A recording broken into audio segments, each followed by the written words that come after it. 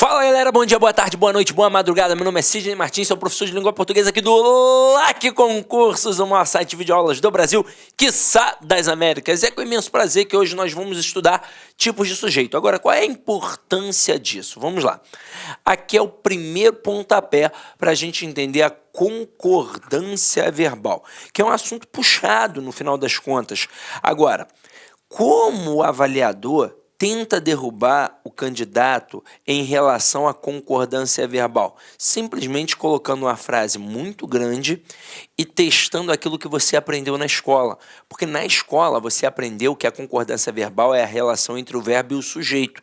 Então, com isso, o avaliador espertamente coloca uma frase muito grande, várias palavras no plural e deixa o verbo como?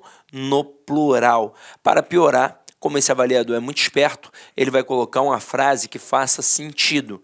Então você vai entender o conceito da frase, você vai ver tudo no plural, então obviamente não tem erro. É assim que você vai pensar.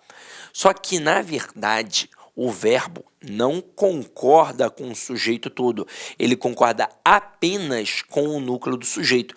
E quem sempre vai ser o núcleo do sujeito? O substantivo sem preposição. Então eu posso ter ali várias palavras no plural. Se o núcleo estiver no singular, o verbo tem que ficar como? No singular. E é assim que funciona. Então essa é a primeira premissa. Agora, para que eu possa entender bem a concordância verbal, então eu tenho que entender os tipos de sujeito. E eu só tenho 3 tipos de sujeito, na verdade. O sujeito determinado, o indeterminado e a famosa oração sem sujeito ou sujeito inexistente. Mas, Sidney, eu lembro que na escola eu estudei uma porrada, um montão. E aí? Como é que fica? Na verdade, você só estudou 3, o determinado, o indeterminado e a oração sem sujeito. Só que eles se ramificam e é isso que faz parecer ter muita coisa. Agora, se você entender o conceito de cada um, aí vai ficar muito mais fácil.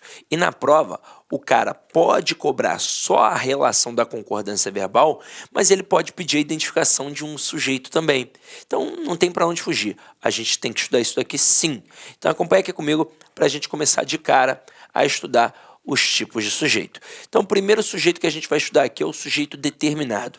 O que define um sujeito determinado? É aquele que eu consigo determinar, ou seja, eu consigo identificar. Ele pode ser explícito ou implícito na frase.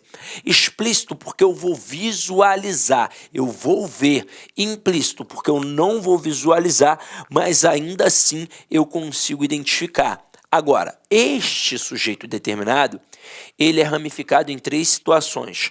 Eu posso ter aquilo que eu chamo de sujeito simples, eu posso ter aquilo que eu chamo de sujeito composto, ou então aquilo que eu chamo de sujeito desinicial. Só que agora eu já faço um adendo em relação a esse sujeito desinicial. Ele não aparece na NGB.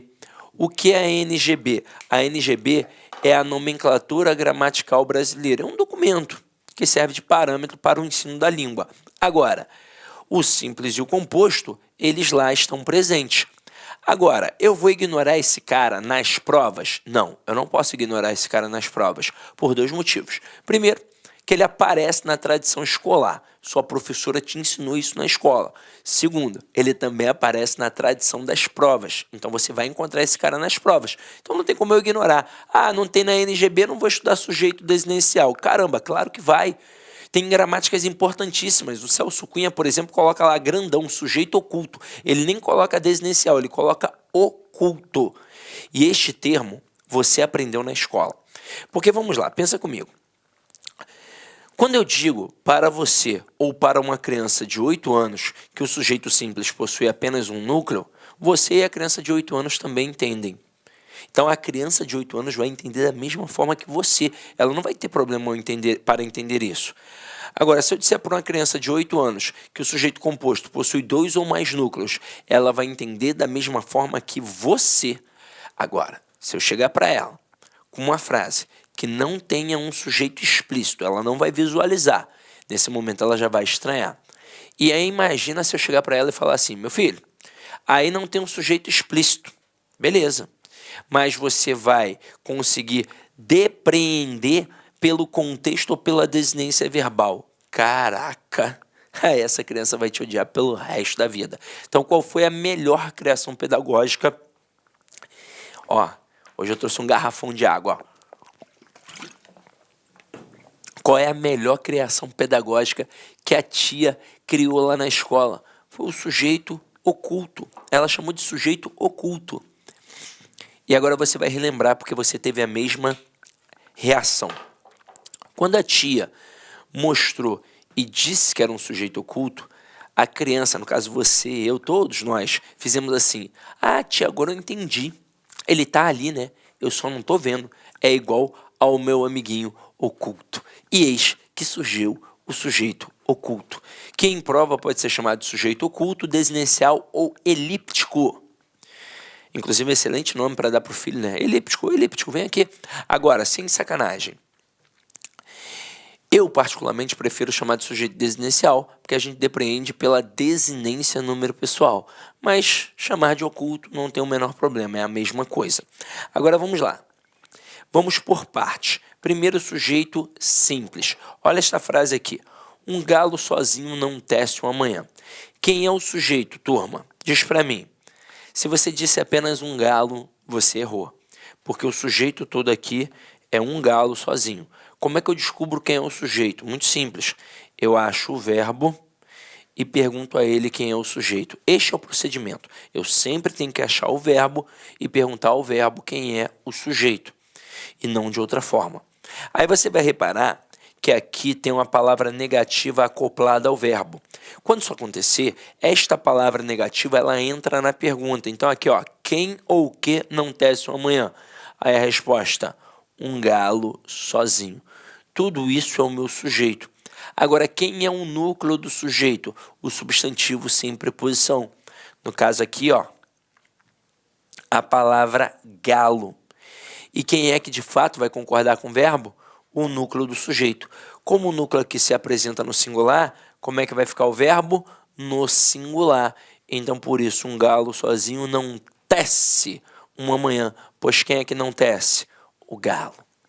Agora, olha a próxima.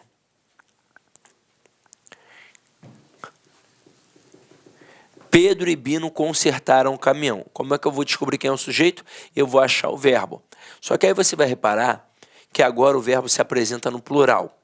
Mas a minha pergunta não será no plural. E por que não? Porque pode ser uma pegadinha. Eu ainda não fiz a pergunta. Como é que eu vou saber quem é o referente? Como é que eu vou saber que de fato o verbo tem que ficar ali no plural? Então a minha pergunta vai ser no singular. Então, quem ou que consertou o caminhão? Aí a resposta, Pedro e Bino. Isso é o meu sujeito. Agora, quem é o núcleo do sujeito aqui? Pedro e Bino. Portanto, eu tenho dois núcleos. Por isso, o verbo vai concordar com os dois núcleos. E é por isso que ele fica no plural. Agora, e se eu fizesse assim, ó? Os meninos fizeram um teste. Quem é o sujeito agora? Os meninos. Quem é o núcleo do sujeito? Meninos. Sujeito simples ou composto? Resposta, simples. Ué, mas não é uma porrada de menina ali, um montão? É, galera, mas quando eu falo em sujeito simples, eu falo que tem apenas uma palavra como núcleo. Não importa se ela está no singular ou no plural. Isso não vai influenciar para a classificação do sujeito. Vai influenciar na concordância verbal. Se o núcleo estiver no singular, o verbo fica no singular. Se o núcleo estiver no plural, o verbo fica no plural. Agora, se eu só tenho uma palavra como núcleo, não importa se ela está no singular ou no plural. Que tipo de sujeito eu tenho? Sujeito simples. Para que seja um sujeito composto, obrigatoriamente eu tenho que ter duas ou mais palavras. Agora, continuando aqui a pegada.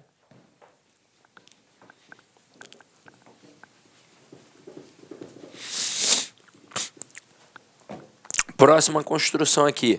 É nesta sala retirada e escura que vamos introduzir o leitor. Hoje eu estou muito poético. A primeira aqui, ó, Um Galo Sozinho Não Tece Amanhã, do João Cabral de Melo Neto. Muito parecida com aquela Uma Andorinha Só Não Faz Verão, né? Ou seja, um galo sozinho não é capaz de fazer uma manhã. É preciso ter ali a galinha, o periquito, o pato e por aí vai. Agora, essa aqui é do Machado de Assis. É nesta sala retirada e escura que vamos introduzir o leitor. E eu quero que você me diga o seguinte: quem é que vai introduzir o leitor? Nós. Então observem, eu não estava vendo o núcleo do sujeito, mas eu consegui identificar. E consegui identificar através de quê? Da desinência número pessoal. Por isso que eu particularmente gosto de chamar de sujeito desinencial, mas não há o menor problema ao chamar de sujeito oculto ou sujeito elíptico. Até aí tudo bem? Então vamos lá. Agora, a gente pega o sujeito indeterminado. E o sujeito indeterminado é um barato, porque você começa a ver funcionalidade na sua vida. Às vezes a gente pensa assim, mas eu estou estudando língua portuguesa só para fazer uma prova. Isso daí não usa em nada na minha vida. Pior que usa. O que é o sujeito indeterminado? A gente sabe que alguém pratica uma ação, mas não consegue identificar ou não quer identificar.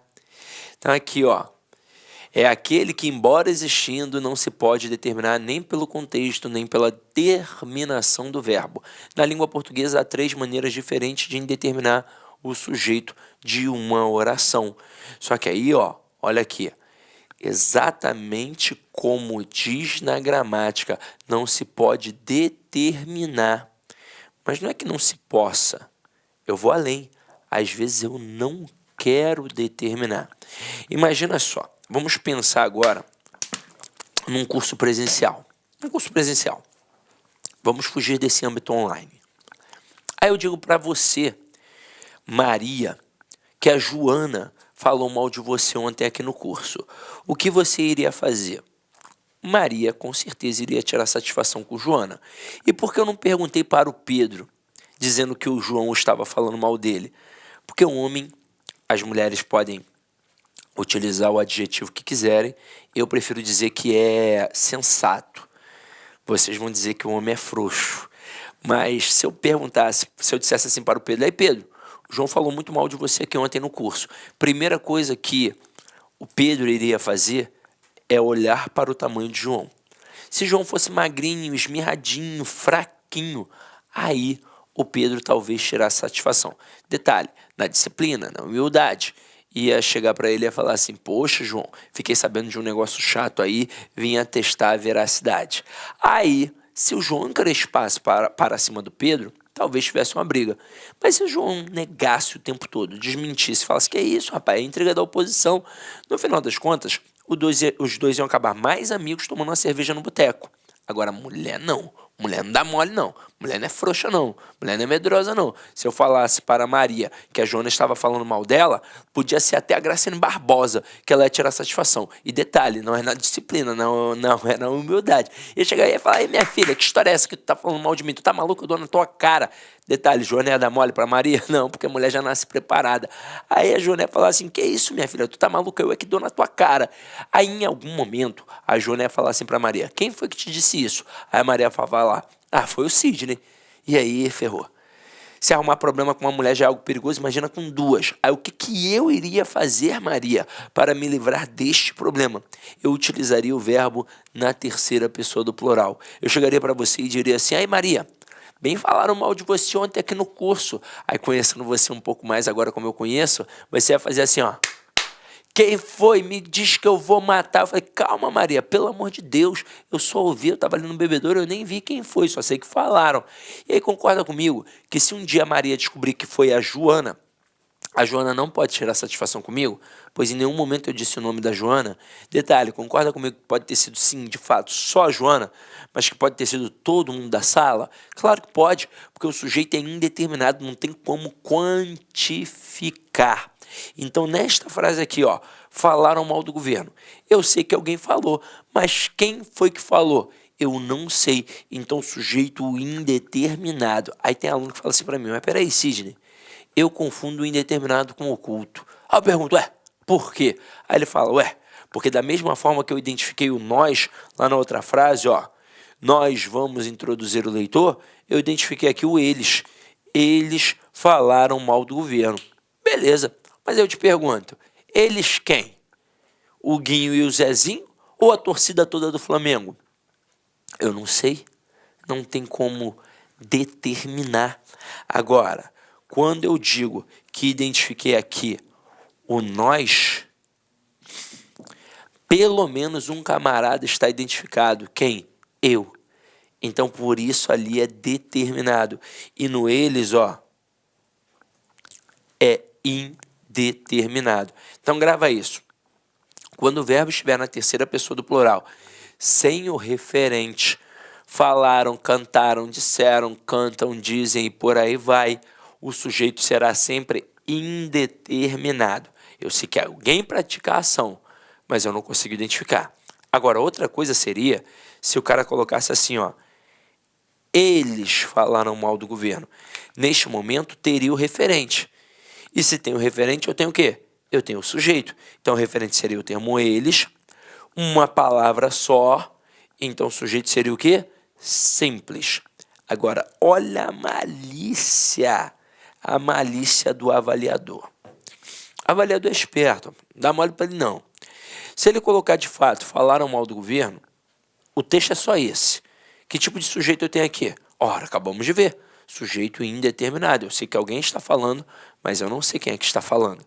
Mas e se o cara fizer assim, ó? Os professores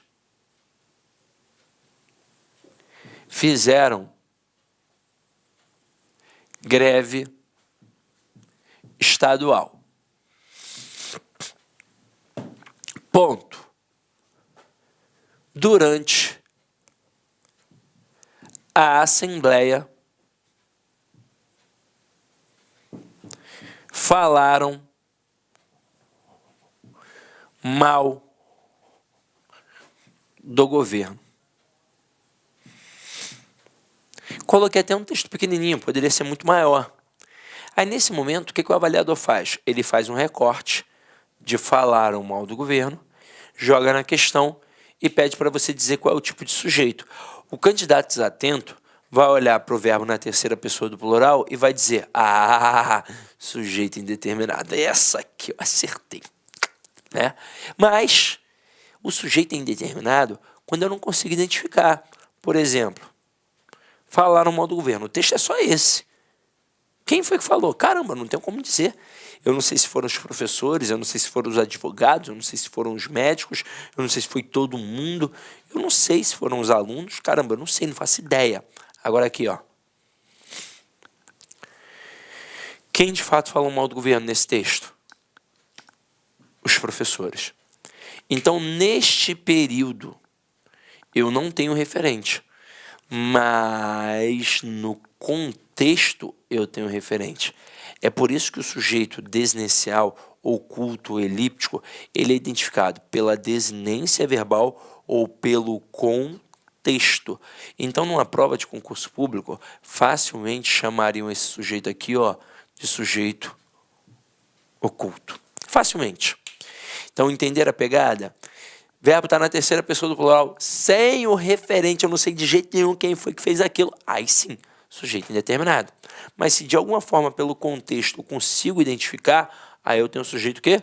Oculto, desinencial ou elíptico. Show de bola? Então vamos lá, vamos para a próxima. A próxima, oh meu Deus do céu, é um ranger de dentes. Eu até falo para os meus alunos que até aqui, ó, que a gente viu, é de Deus. Daqui em diante não é mais de Deus, não. O negócio fica feio, hein? Então vamos lá, ó. Vou até beber uma água. Beba a sua água aí também. Aliás, eu vou falar um negócio interessante que eu ainda não falei nessas gravações. A água deixa a gente inteligente. É sério. Você que estuda para concurso, já deve ter pensado assim, ai meu Deus do céu, é olho grande, é encardido. Tô ali vendo novela, tô muito bem. Pego um livro para estudar, dá uma sensação de sono, dá uma dor de cabeça do caramba. Que diabo é isso? No final das contas, o motivo é um só. E você pode começar a testar a partir de hoje. Teu cérebro está desidratado. É falta de água. Se você começar a beber bastante água, você não vai ter mais essa sensação de sonolência, nem essa dor de cabeça. Então, no final das contas, você vai ficar mais inteligente. Essa é a pegada. Por isso que eu bebo água aqui o tempo todo, não mentindo. Então, é porque o ar-condicionado seca o ambiente, eu tenho que beber água o tempo todo, senão eu não vou conseguir falar. Vou ficar igual o Jim Carrey naquele filme de... Como é que é? Eu mesmo e Irene, que ele fica assim, ó, que ele tava dando um remédio. Então, mas deixa isso pra lá que eu tô de bobeira aqui agora. Vem aqui comigo, ó. Agora o bicho vai pegar, hein? A jeripoca vai piar. Se liga só, quando eu tenho o verbo na terceira pessoa do singular acompanhado do pronome ser, eu posso ter um sujeito indeterminado. Então aqui, ó, precisa-se de empregadas. Quem é que precisa? Não sei, mas que alguém precisa, precisa. Pode ser numa empresa, pode ser numa casa, beleza, mas eu não sei quem é que está precisando. Então, por isso, sujeito indeterminado. Mas aí vem o avaliador e taca assim, ó. Vende-se casa. Aí você vai pensar, ué, que alguém vende eu sei. Mas quem é que está vendendo? Eu não sei. Então, sujeito indeterminado. E aqui, ó, não é. Agora, a própria gramática, ela faz um adendo em relação a esse aspecto. Quando o aluno está muito ligado, ele consegue perceber. Ela diz o seguinte, que o verbo, na terceira pessoa do singular, acompanhado do pronome ser, ele pode sim caracterizar um sujeito indeterminado, mas que você tem que ter cuidado para ver se ali não tem um sujeito determinado. Aí ela pede assim, ó, quando visualizar verbo, e ela nem especifica que tem que estar na terceira pessoa do singular ou não. Ela diz assim, ó, quando vem um verbo mais o pronome ser, pode ser que tenha um sujeito indeterminado ou um sujeito determinado. E esse sujeito determinado vai ser um sujeito paciente, vai ser uma voz passiva sintética. Então, o que ela pede para você fazer? Ela pede para você pegar essa estrutura e transformar numa voz passiva analítica. Ai, meu Deus do céu. Como é que é isso, Sidney? Vamos lá. Eu tenho 3 tipos de vozes verbais.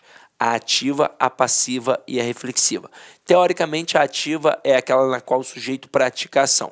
Teoricamente, a passiva é aquela na qual o sujeito sofre a ação.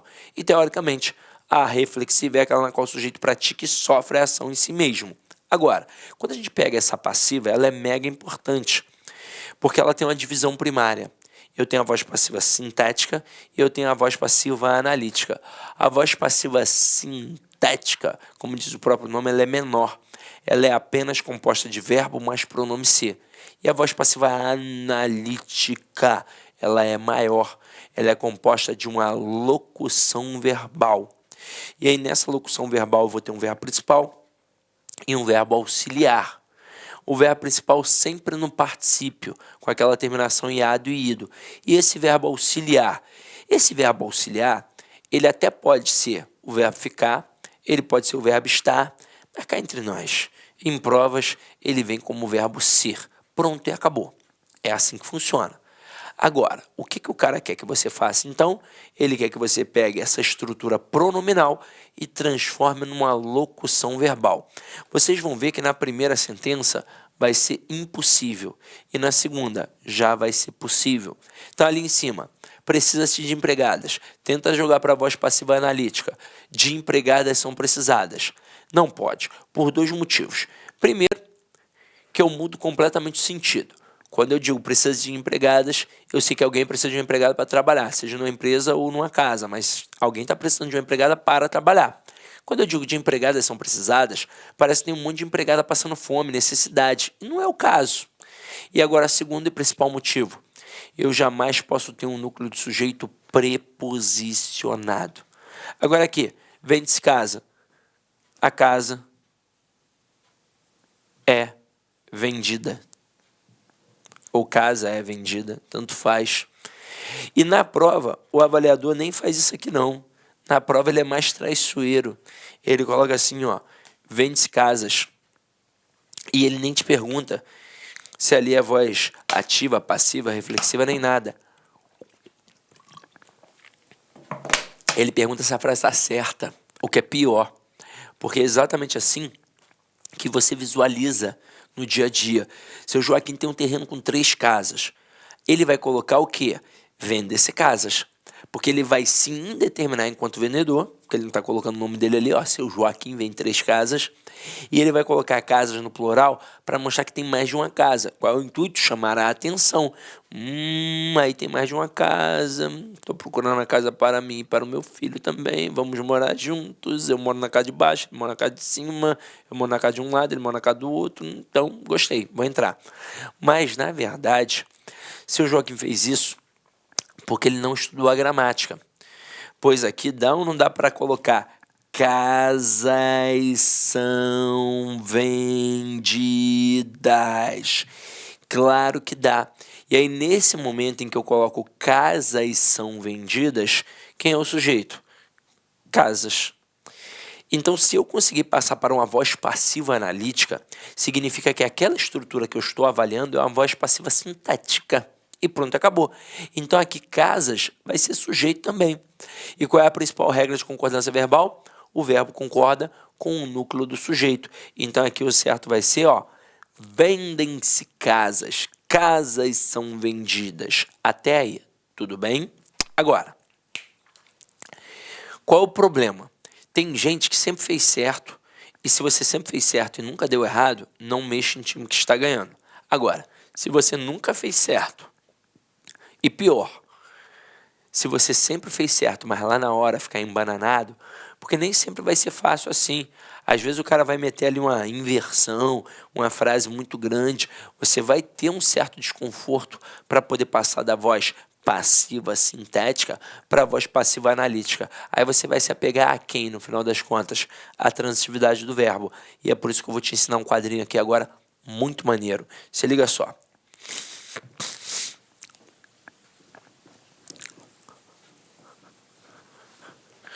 Olha esse quadrinho. Verbo mais pronome ser. Quando eu tenho um verbo mais pronome ser, eu tenho que ficar ligado na transitividade dele. Então, se for um verbo transitivo direto, ou um verbo transitivo direto e indireto, isto por conta do direto, obviamente, mais o pronome ser, o que vai acontecer? Eu terei uma PA. E o que é a PA? É a partícula apassivadora. Pode ser também chamada de pronome apassivador. E para que serve a partícula apassivadora? Ela serve para mostrar a passividade de um sujeito. Então aqui, ó, eu terei um sujeito paciente. Mas e se forem outros verbos? Se for o verbo transitivo indireto, o verbo intransitivo, o verbo de ligação, ou até mesmo o verbo transitivo direto mais o objeto direto preposicionado mais o pronome ser. Eu disse que não era de Deus. Neste momento, eu terei um PIS. E o que é o PIS? É a partícula de indeterminação do sujeito. Pode ser também chamada de pronome de indeterminação do sujeito, mas pode ser que alguém chame de cis, que é o símbolo de indeterminação do sujeito, e pode ser que alguém chame de is, que é o índice de indeterminação do sujeito. Agora, no final das contas, é a mesma porcaria. É para mostrar que é o quê? O sujeito indeterminado. Então, aqui o sujeito é indeterminado. Agora, olha a importância deste processo. Porque às vezes a gente não entende a real importância. Primeiro, em relação às funções do ser. Quando você tem muito tempo e faz um módulo muito grande de língua portuguesa, o completo do completo do completo, você estuda as funções do ser todas. Mas aí quando você vai para a prova, você percebe que só cai o quê? PA e PIS. Aí você fica com aquela sensação horrorosa, né? Ai meu Deus, perdi tempo, podia ter estudado só PA e PIS. E quando é que cai PA e PIS? Com estes verbos aqui. Pronto, acabou, já facilitou a tua vida. Agora olha só que coisa interessante. Se eu tenho PA, eu tenho sujeito paciente. São estruturas correlacionadas, é um par. Então se tem sujeito paciente, tem PA, se tem PA, tem sujeito paciente. Pronto, acabou. Agora, se tem PIS, o sujeito é indeterminado. Então já auxiliou na identificação do sujeito. E agora o principal para nós. concordância. Se eu tenho um sujeito paciente, significa que esse sujeito é determinado. E aí a relação de concordância verbal vai ser efetuada com ele. Então, se o núcleo do sujeito paciente estiver no singular, o verbo vai ficar no singular. Se o núcleo do sujeito paciente estiver no plural, o verbo vai ficar no plural. Agora, e se o sujeito for indeterminado? Aí o verbo fica na terceira pessoa do singular. Então, quando você lê lá na gramática que o verbo na terceira pessoa do singular caracteriza um sujeito indeterminado, não é qualquer verbo não, hein? São estes verbos, tá? Agora, vou colocar aqui uns exemplos interessantes para que vocês possam entender um pouco melhor ainda isso, ó.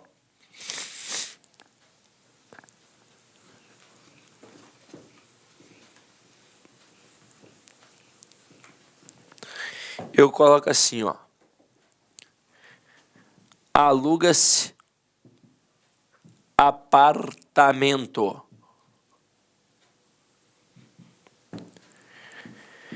Vive-se bem com Deus.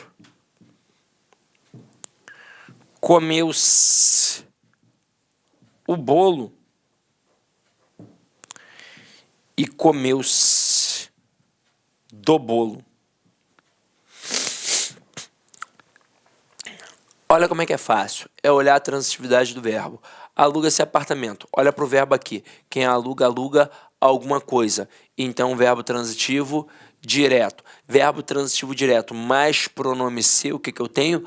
Partícula A passivadora. E se tem partícula passivadora é porque tem sujeito paciente.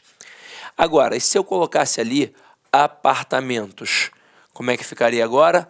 Alugam-se apartamentos. Tanto que dá para dizer apartamentos são alugados. Detalhe, a troca de um por outro não faz a menor diferença para a construção gramatical e também para a semântica. Então, se eu colocar assim, ó, aluga-se apartamento na Avenida Copacabana. Na Avenida Nossa Senhora de Copacabana, na Avenida Copacabana. Ó, aluga-se apartamento na Avenida Nossa Senhora de Copacabana. Tá certo. E se eu colocar alugam-se apartamentos? Também tá certo. Mas vamos lá. Vamos supor que eu tenha vários apartamentos para alugar. E eu colocar assim, ó, alugam-se apartamentos na Avenida Nossa Senhora de Copacabana. E propuser ali uma reescritura. Se eu colocar assim, ó, apartamentos são alugados na Avenida Nossa Senhora de Copacabana. Tá certo ou errado essa reescritura? Tá certo.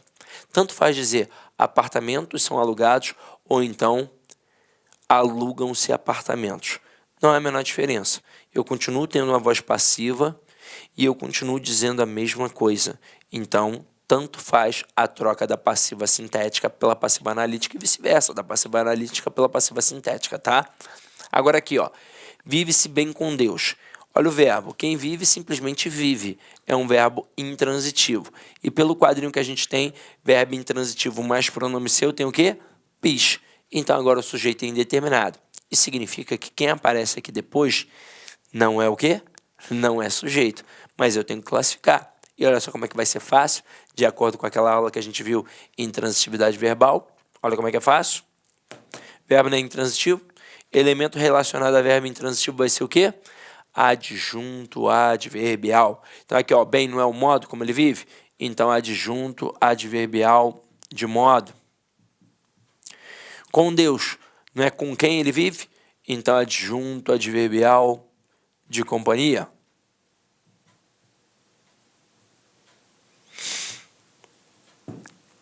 Agora, comeu-se o bolo. Quem come, come alguma coisa. Então, verbo transitivo direto mais pronome ser. Teoricamente, eu tenho aqui, então, uma PA, uma partícula passivadora. E se tem partícula passivadora, eu tenho um sujeito que é o quê? Paciente. Tanto que dá para dizer, o bolo foi comido. Agora, comeu-se do bolo. Eu tenho o verbo transitivo direto mais pronome ser. Deveria ser uma partícula passivadora, mas ao olhar para o complemento, eu percebo que o complemento está preposicionado. E nós vimos na aula de regência que eu jamais posso preposicionar um núcleo de sujeito. Então aqui, se não pode ser sujeito, o pronome ser também não pode ser PA, porque eles são correlacionados. E se não pode ser PA, vai ser o quê? PIS.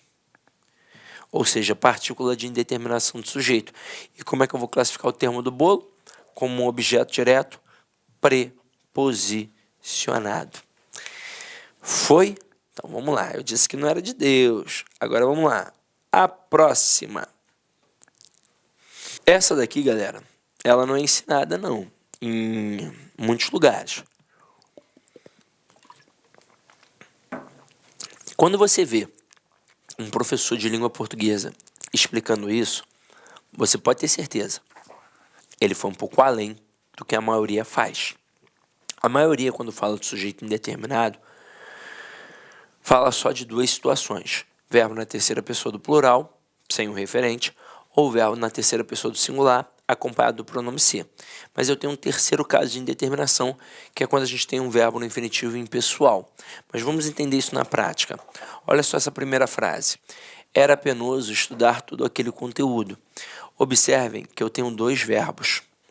E para cada verbo na construção, eu tenho que ter um tipo de sujeito diferente para ele.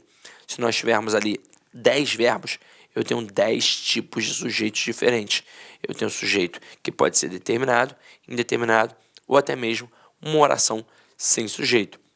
Então aqui, ó, quem é o sujeito do verbo ser? Toda outra oração.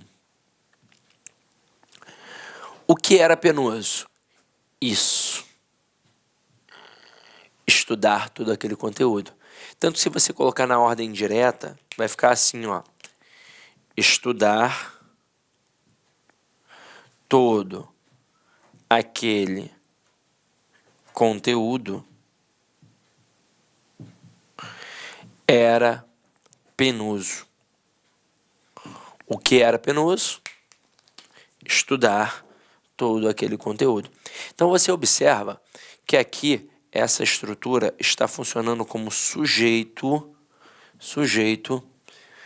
da oração principal. Então aqui, o era penoso é o que a gente chama de oração principal. E essa outra parte, era todo aquele conteúdo, nós vamos chamar de oração subordinada. E como está em função de sujeito, eu vou chamar de oração subordinada substantiva. E ainda, já que é função de sujeito, oração subordinada substantiva subjetiva. E como não está flexionada, não está conjugada, não tem conjunção, ela foi reduzida. Reduzida de quê? De infinitivo. Então aqui eu tenho oração subordinada substantiva subjetiva reduzida de infinitivo. Meu Deus, o que é isso? Então vamos lá. Primeiro, porque é uma oração, porque tem um verbo. Segundo, porque é subordinada, porque ela está dependendo da principal para poder fazer sentido. Terceiro, porque ela é substantiva, porque ela está na posição de um substantivo. Quarto, porque ela é subjetiva, porque ela está funcionando como sujeito. E no latim a palavra subjectus significava sujeito. Tanto que na hora que você vai estudar direito, você estuda o direito subjetivo, que é o direito do indivíduo, direito, né, do sujeito. E por que reduzida de infinitivo? Ela é reduzida porque ela não foi desenvolvida, não foi conjugada, não tem conjunção. E por que infinitivo? Ora, porque o verbo está no infinitivo. Se fosse um verbo no gerúndio, seria reduzida de gerúndio. Se fosse um verbo no particípio, seria reduzida de particípio. Aqui, no caso, é reduzida de infinitivo. E aí, nesse momento, eu quero que você repare que este verbo aqui ainda não foi avaliado. E agora a gente vai avaliar. Quem é o sujeito do verbo estudar? Qualquer pessoa. Quem é que pode estudar todo aquele conteúdo? Qualquer um. Então é indefinido, indeterminado. Eu não sei quem é que vai estudar. Na verdade, qualquer pessoa pode estudar. Então, quando isso acontece, quando o verbo no infinitivo encabeça aqui esta oração, ele tem como sujeito o sujeito indeterminado. A mesma coisa acontece na outra construção, ó. É triste assistir a estas cenas tão trágicas. Vamos lá, galera. Mais uma vez, 2 verbos. O que é triste? Tudo isso aqui, ó. Assistir a estas cenas tão trágicas. Tudo isso aqui, tudo isso, tudo isso, tudo isso. Então, significa que é triste é a oração principal. E assistir a estas cenas tão trágicas é a minha oração subordinada, substantiva, subjetiva, reduzida de infinitivo. E quem é o sujeito do verbo assistir? Qualquer um. Então é o que? Indeterminado. Isso faz, por exemplo,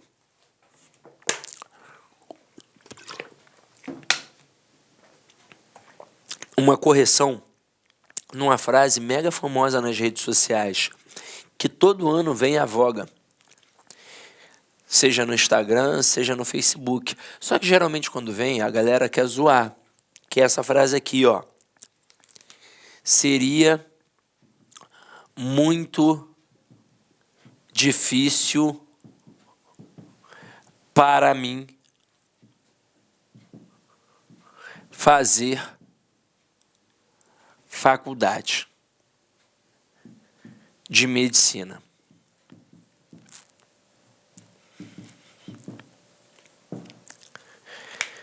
Vamos lá. Galera, destaca o para mim e já fica zoando, né? Eu já vou te dar o panorama. Essa frase está no jornal, se eu não me engano, no jornal O Dia ou Globo. Foi dita por uma menina que era do MST que foi fazer faculdade de medicina em Cuba, né? E a galera zoa, né? Mi não conjuga verbo, burra pra caramba, só podia ser do MST, pô, só podia ir pra Cuba mesmo, coisa e tal, papapá. Beleza. Só que aqui a frase sempre esteve certa. Repare que eu tenho 2 verbos, o verbo ser e o verbo fazer. E aí diz para mim, o que seria muito difícil para mim? Tudo isso aqui, ó. Fazer faculdade de medicina. Então essa estrutura toda funciona como sujeito do verbo ser. Vamos colocá-la na ordem direta. Se eu colocar assim, ó, fazer faculdade de medicina seria muito difícil para mim. Por um acaso agora você vai achar que o para mim está relacionado ao verbo fazer? Não. De onde surge esse negócio que o mim não conjuga verbo? É porque, na verdade, quando eu pego os pronomes, e eu tenho um pronome pessoal, eu tenho um pronome pessoal do caso reto, pronome pessoal oblíquo. A gente já vai ter um papo sobre isso. O pronome pessoal do caso reto sempre na função de sujeito, e o pronome pessoal oblíquo sempre na função de objeto, de complemento.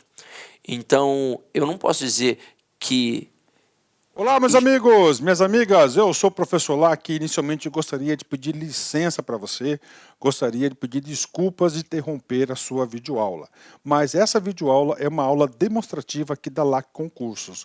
Nós aqui da LAC Concursos, nós temos uma escola que nós estamos no ar desde 2009, é isso mesmo, nós somos uma escola aí especializada em concurso público e principalmente em concurso da segurança pública aqui do estado de Mato Grosso.